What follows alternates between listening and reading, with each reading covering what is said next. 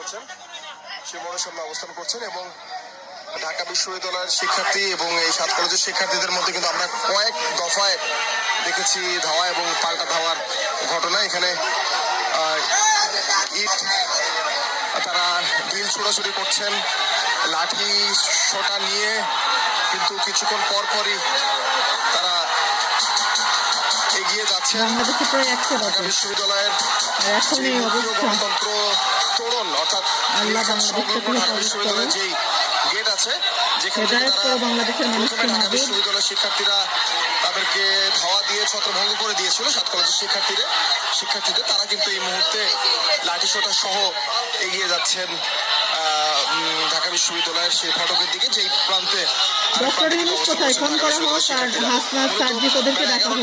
অর্থাৎ রাত 11টার দিকে কিন্তু তারা প্রথম